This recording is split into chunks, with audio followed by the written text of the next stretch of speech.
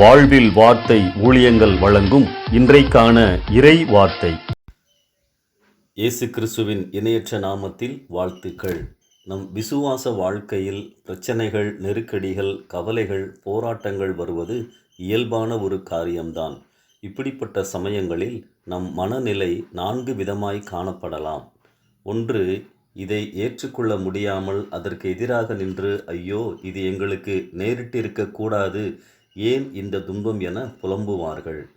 இரண்டாவது, சிலர் மிகுந்த விரக்தியுடனும் கசப்புடனும் வந்துவிட்டால் தாங்கித்தானே ஆகணும், விதியை மாற்ற முடியுமா என்று வேறு வழியின்றி வெறுப்புணர்வுடனே துன்பங்களை சகிப்பார்கள். 3, சிலர் துன்பங்கள் வந்துவிட்டால் இவைகள் மனித வாழ்வில் இயற்கைதானே, எல்லோருக்கும் தானே துன்பம் நேரிடுகிறது, துன்பங்களை யார் தடுக்க முடியும் என்ற ரீதியாக சிந்தித்து அவைகளை சாதாரணமாக ஏற்றுக்கொள்வார்கள்.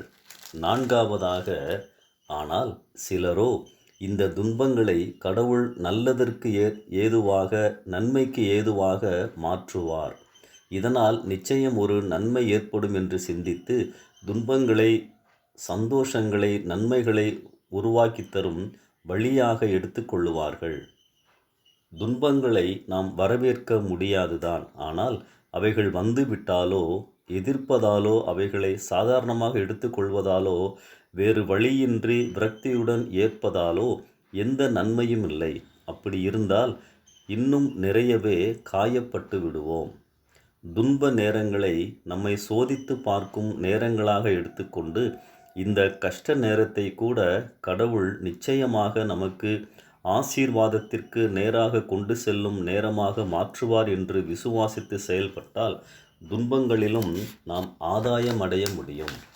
அப்படிப்பட்ட நெருக்கடியான நேரங்களில் மனதளவில் கர்த்தரின் பிள்ளைகள் எப்படி நடந்து கொள்ள வேண்டும்? 3 ஆலோசனைகளை காண்பிக்க விரும்புகிறேன்.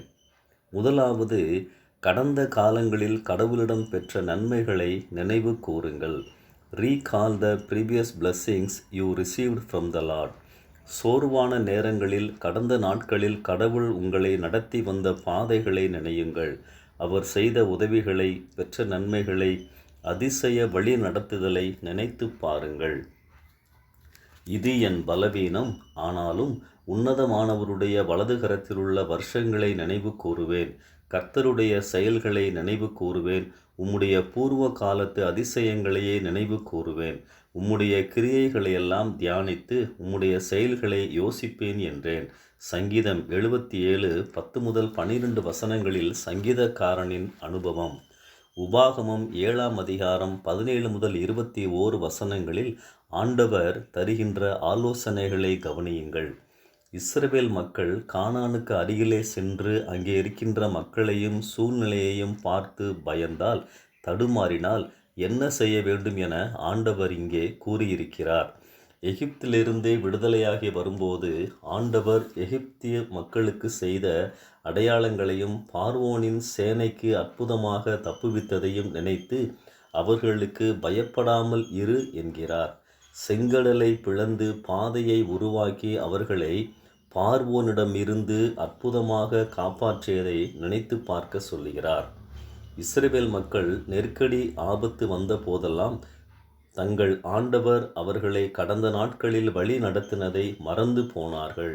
மோசே அவர்களுக்கு நினைவுபடுத்தி கொண்டே இருந்தார். ஆம், நெருக்கடியான நேரங்களில் கடந்த கால ஆசீர்வாதங்களை நினைவு கூற வேண்டும் என்றுதான் கடவுள் கூறியிருக்கிறார். அது நம் விசுவாசத்தை தூண்டிவிடும், கவலைகளை மறக்கச் செய்யும். இந்த சிந்தனையோடு இந்த நாளை ஆரம்பிப்போம். தொடர்ந்து நாளையும் இந்த காரியத்தை சிந்திப்போம். கர்த்தர் உங்களை ஆசீர்வதிப்பாராக. ஆமென்.